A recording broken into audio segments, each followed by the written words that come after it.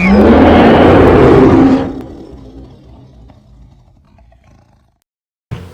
going on, everybody? It's your boy GTP, host of this new YouTube series, Welcome to the Jungle Webisodes. This is my co-host, Nick. That's my lead panelist. Real. It's my other lead panelist, Amp. We're going to get right into it with this NCAA talk. A couple rounds went by. We're going to get right into it with who's real and who's not. And Villanova is not real. You know we was coming straight at Gotta come straight at Villanova's top real quick. That was payback from My last team year. lost when they shouldn't have. Y'all can. You gonna try to keep this simple. You gonna try to keep it clean. Listen, y'all ran into the Wisconsin buzzsaw. Like, that's what happens. That even exists. Hold on, I gotta talk about Nick, because this guy had me go back and change my bracket. SMU. Oh my.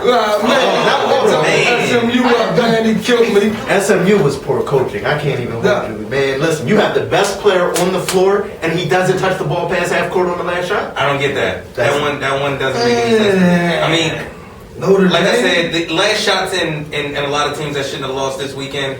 Same thing with Nova. Like, my man should have kicked it out. My man should have kicked it out. We was talking about something else. You just had to come back. I'm just saying, I brought it back to Nova because Nova should still be playing right now. You up? What you up? 7 with 5 minutes to go? It was back and Should have won the game. But the lead changes in that game.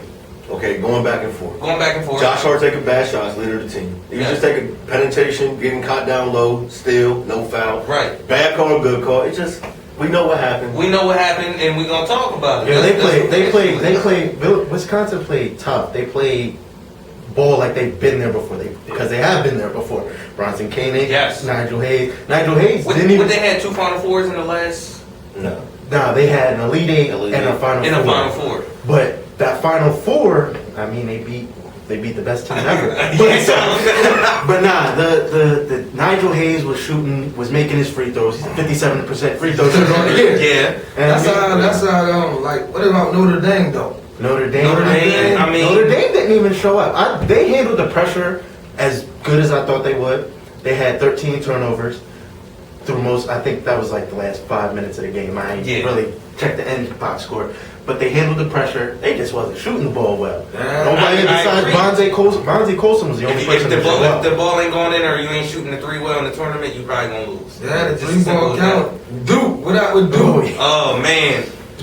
I'm just happy y'all got. I tell you, man, South Carolina did America a favor. Yeah, they most definitely did. Shout out to my man's nephew, Big Countries and Girders, darn well. He out there killing. He got some 717 roots. You know what I'm saying? He out there balling out. But that Duke win did every North Carolina fan a favor. Sent them guys right back down the road. We got a little saying. What does the thing say? When Duke loses, America wins. America wins. And boy, I tell you, I woke up with a smile at that. That's for sure. What up with your Gators? I mean, personally, I think the Gators are. For me, I think we overachieving right now because we lost one of the better rebounders in the nation and on our team, in my opinion. Definitely. Earlier in the season. I mean, this weekend we do play Wisconsin, who's a pretty scrappy team. They beat Nova this weekend, the top seeded team in the entire country. You gotta keep it real. You know what I mean? They beat the top seeded team in the nation going into the tournament. So I mean, it's gonna be a task this weekend, but we further than what I thought we'd make it, and I hope we keep dancing. SEC, man. And I yell out ACC all the time. They sold me out. But it's cool. I don't care. Them Tar Heels are still rocking. Absolutely. That's all that matters. You owe Meeks a that put back, bro. You owe him. Hey, listen, it is what it is. Yo, what's up? It's cool. Hey, listen, we can drink it up, too. Hey, yo, another shout out to West Virginia. I call my man Rick about West Virginia all the time, man. Big shout out to West Virginia, man. I kind of compared them to my Gators, respect them, man. I gotta respect them, yo. They moving too. They definitely. A lot of people, Big 12 basketball, we joke about that a lot, and you know what I mean, but West Virginia, you gotta. They got 3 teams in it. They balling, you know what I'm saying? Yeah. Yo, one thing I want to touch on, my homie right here, Nick, though. Give me some J. Give me a J. Wright. Give me that J. Wright back. Cause J. Wright might be overrated. Nah. Might be a little overrated. Now, real talk. Before we touch on that, I do want to say this doesn't tarnish what happened last year. Nah, it doesn't tarnish. It doesn't tarnish that. What you got preface with a tarnish? I'm just straight up. All I'm saying is, I've seen a lot of people coming at him about that, and I'm kind of defending on that one. Nick got a good stat. Oh, my bad, man. I'm just saying. Give me the stat, Nick. On that one. Give me the stat, Nick. For the last 5 years, other than the national championship year, Villanova's been going home for the first weekend. For the first weekend. Listen. That's something to think. That's something to think about, though. You know what I'm saying? Jay Wright's a good coach, but listen, that's something to think about. Listen, the only thing I can say, and it sounds like a cop out, but I'm being dead honest with y'all. The last, do your NBA of Jay Wright players. Man, we're not even talking about that. We're talking about college basketball. Y'all give me some great players. We don't. How many? Kentucky not Florida don't have much, but y'all got more than no matter what. That don't matter. Y'all got NBA talent to do that. It doesn't. It's college basketball. Listen, he's got 9 McDonald's All-Americans in their home this weekend. That's what I'm saying. It don't matter. Players got to do. And my man produces good players. Don't let him fool you over here. He has some good players. You got an NBA All-Star Kyle Lowry play. That's what I'm saying. When did Kyle Lowry leave Villanova? I'm saying it don't matter. You can't make. I'm just saying. Archie was All-American too. So I mean, what we tripping? But these is college kids, though. You know what I'm saying? But they're playing against street. Okay, you got older players. But listen. Just because they're good here, that don't mean they're gonna be top players in the NBA. No, we play a good style. Oh yeah. Y'all do. I mean, y'all do play a good style. That's You know what I'm saying? y'all have a real pro style. You know what I mean? He makes them all look good. They alright though. He makes all the players look good. Listen, we got some fan bases that ain't been touched that are feeling a little slighted.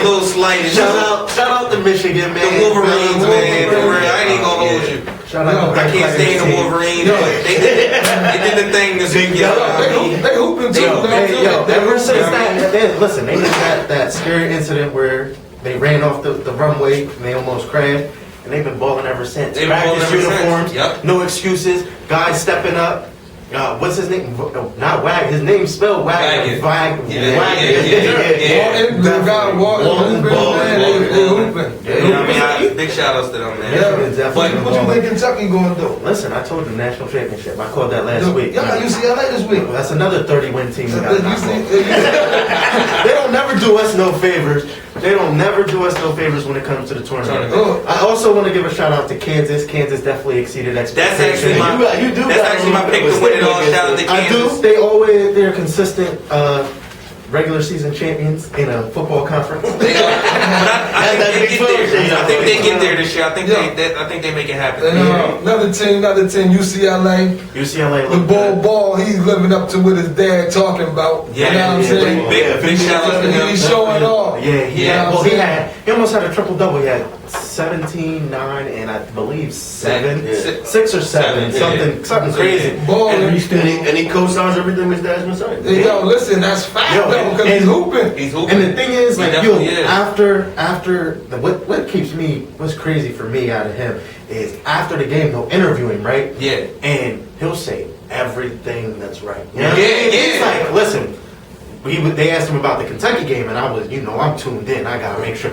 He told him, he was like, they got good athletes. You know what I mean? He was respectful. You know what I mean? And he goes out there and plays the game. That's what he does. And that's dope. You can really tell. That's dope. You can let all the other noise around you come through, and you can block it I hope LeVar Ball give me some good quotes about Kentucky this week. I've been waiting on that. Give me something. You know what I'm saying? There's going to be some good games too, because my Carolina got Butler. You know what I'm saying? They play that style of play that's going, man. As long as Butler don't gotta play the refs like Arkansas had to, y'all be. That's what I'm saying. You don't want to be a low seed and get caught at the end of the game. That's all I'm saying. Because the refs ain't gonna be on your side. Butler run that shot clock down and they shoot the 3-ball and they can defend. Butler gave Villanova fits. And another thing I wanted to touch on with this, my man, he does the NCAA thing, hard body.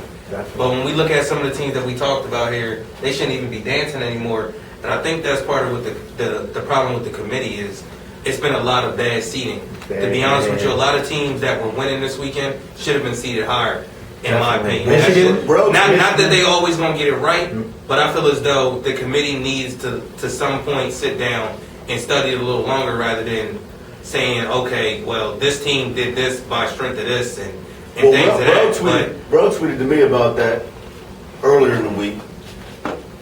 There's money involved. There is. We can sit up here and talk sports all you want to. With the seat, listen. The NCAA is better when Duke, North Carolina, and that's what I was just saying. It also leads to restaurants saying you don't want to be a lower seed and get called at the end of the game. Because what makes the tournament is them littler seeds. Is the those little seeds, they don't travel like that. But they do. This is what I'm saying. They put a lot of teams in situations they shouldn't have been. Like Wichita State won 30 games this year. That's what I'm saying. People not paying attention to that. They're trying to. What I feel is going on is they're looking for the upsets.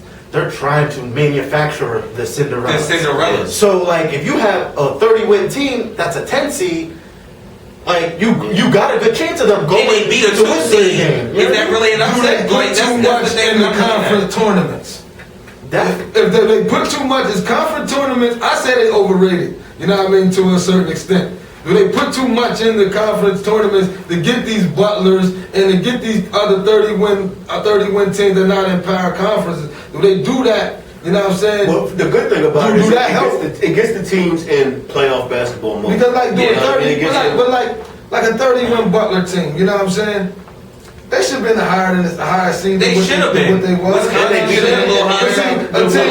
A team like Duke that won the conference tournament gets a 2 seed. Yeah. You know what I'm saying? Is it too much? Well, see, it's a power conference, so they won a power conference. Get that so they get that seed. Basically, so therefore, see, it's crazy because they don't. This is what everybody wants. Everybody wants transparency, and that's what is the major factor in college basketball tournament seeding. And like 1 year, they care all about good wins. Next year, they care about, well, this team has bad losses. Yes. Like last year, for instance, I know this is just offhand. Last year, Kentucky and Texas A&M split the SEC championship. Correct.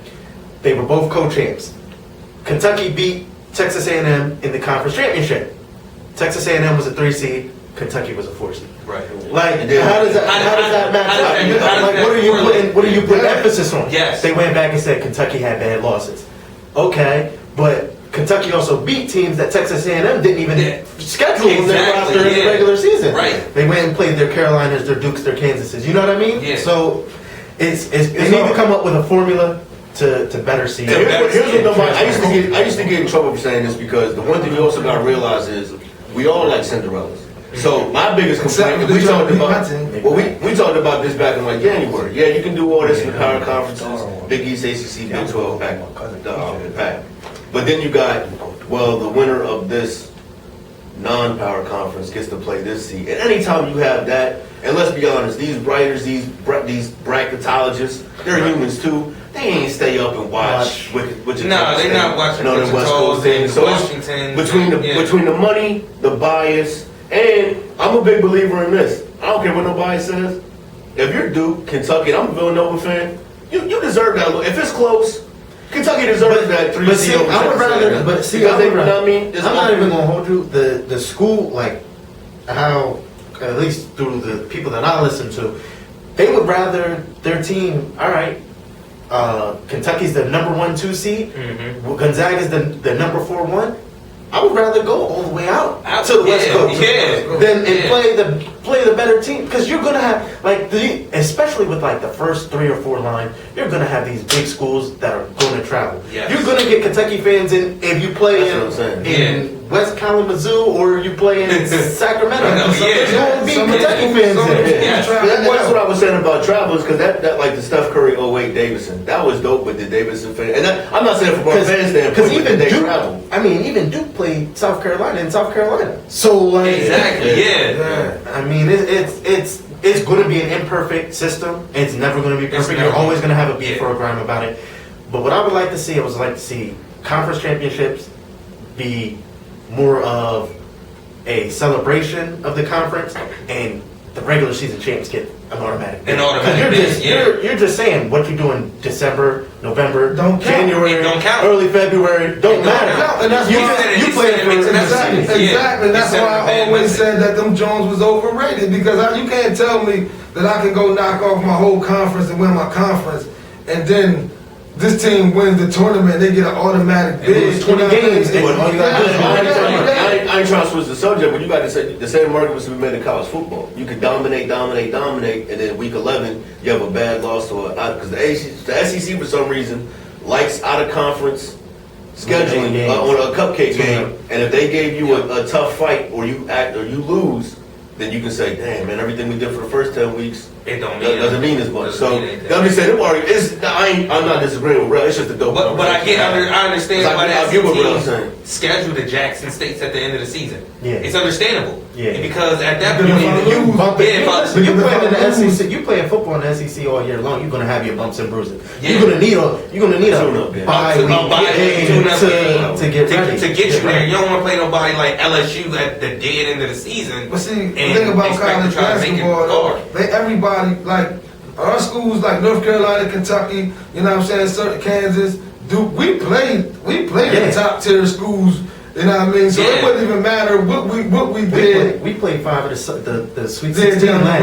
Yeah. So it's my only thing with this, I gotta say this before we wrap the segment up. My only thing with the ACC thing, and I just be messing with y'all like legit schools. So, but we know we give each other help. My only thing with that ACC love is there are 2 teams winning it. I don't mean NC State is not consistent. Wake Forest. When I was in high school, Wake Forest with Tim Duncan was a force to be reckoned with. But there's 2 schools winning everything, and I gotta hear about ACC love. Y'all said Maryland used to be alright too back in the day. Was that? Maryland. Oh, I said that. My bad. Maryland was dope. But I'm saying before they switched. Yeah. But see, this is what makes it's what makes the. They ain't winning it. If we're gonna talk, my bad. If we're gonna talk titles, we talking dope. We talking titles. See, it's what did you see them play when they had the 3 shooters? Kenny Anderson. See, but that's what makes college basketball dope, and it kind of makes the argument that we always have is the tournament actually a national championship, because you don't really have anything working for you if you go 35-0 in the regular season. You don't get no playoff game. You don't get a bye week. Nothing. Yeah, it's not a true championship to me. It's a dope win, but it's not a true championship to me. I mean, I still count it as a championship, but I mean, we're a chance because we don't win that often. I keep it a bean. I'm gonna call it a championship, but for the most part, it's a tournament win. Right. So much of the regular season is diluted. You can't figure out the brackets and how the seeding works. And just my final point, just on what I said earlier, is it's really a 2017 win, really a Cinderella, just because they're a Wisconsin or not a Duke or a Kentucky. Right. That's just my point. That's my only point. Anybody got any any Final Four. That's what I was gonna say. Anybody want to change their Final Four from last time? You didn't do it. I didn't even do a bracket this year, but Kansas is winning it all. That's just who I got winning it all. I got a ride. You know, Villanova got knocked. They got a little cheated, but we ain't gonna talk about that. I'm rolling with the Wildcats. Nick, we was talking about it. He was like, yo, he went when Villanova won. He goes to the tournament every year. He came back with a Villanova Coke can from him in the middle of selling the car. He met me on Paxton Street. Coke can. He did that for me. Cocaine. I'm riding with them boys. for him. You know what I mean? Not hotel cocaine. Cocaine. Villanova pack. I'm riding with them Wildcats. The Wildcat love. Bro, who you got? That ain't even a question until I got. You ain't going Tar Heels. I'm going Tar Heels. I don't even care about winning the Final Four. As long as the Tar Heels is there, it don't even matter to me. And we winning it all this year. Now, redemption tour. Shout out to MSU getting dropped off this weekend too. Shout out to them with Draymond in the house. You know what I mean? It's a redemption tour for my Tar Heels. It's a rematch of '98. My final's the same. Arizona versus Kentucky. Kentucky winning it though. Not like that? Nah, that was pre. Yeah. All right, guys. When we come back, we're gonna hit y'all with the NBA MVP talk.